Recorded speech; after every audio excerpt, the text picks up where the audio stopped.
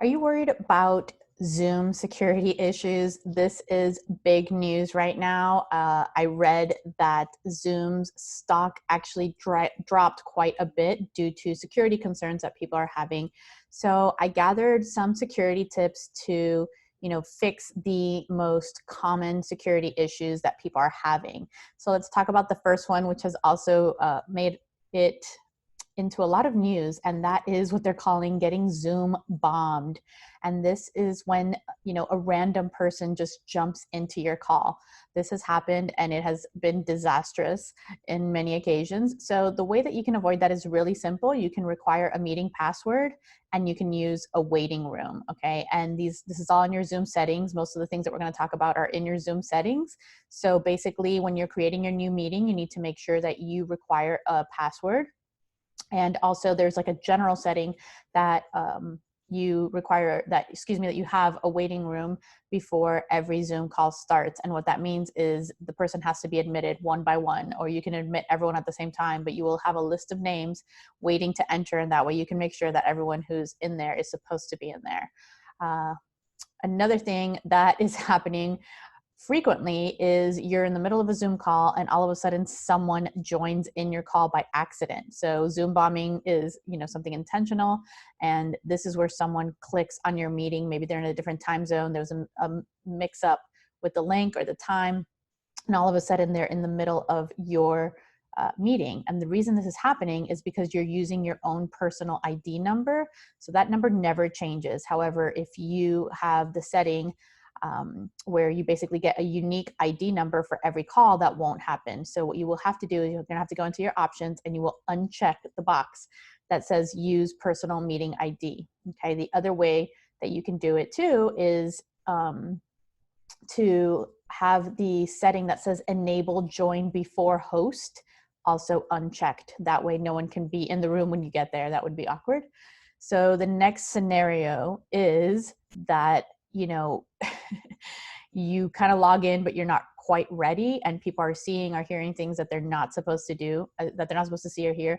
You can also uncheck those settings so that basically your video and your audio are both turned off on default when you jump in, and you have to manually turn each one of those things on. So that's a good way to avoid that. Now, there are, kind of more serious, I guess, issues of security, and that has to do with phone calls being recorded, or Zoom calls being recorded. And this can be illegal depending on your state. For example, Florida is a two-person consent state, which means that both people must be aware of the recording and they must consent to it. Now, I have noticed that every time I jump on a Zoom call now, even if I jump in after it has started, there's a voice that says this is being recorded.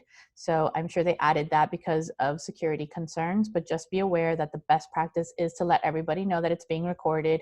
Yes, even though there is a red light at the top, that is still best practice if you want to be especially careful.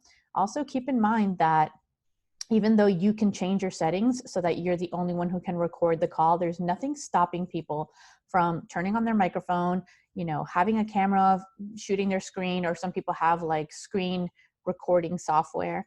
And so it is possible that your video is being recorded even without your knowledge.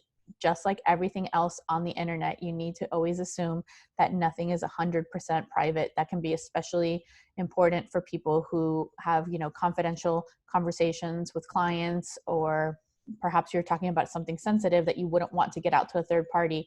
If you don't completely trust the other people on that call, you need to consider that it might be getting recorded. And so you need to watch what you're saying. And finally, this is a big one.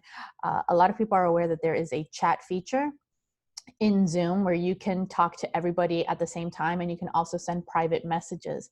Now, when you send a private message to someone, no one else in the call can see it. However, at the end of the call, there is a transcript that is produced, and depending on the host's settings, they may or may not get a copy of that transcript.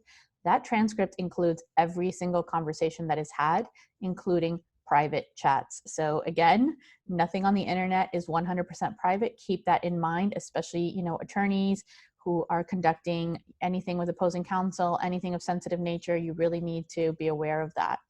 So I hope those tips help. And Zoom is a great platform. It's helping business continue, but there are some common sense things that we need to do to make sure that we are secure. Take care and stay safe.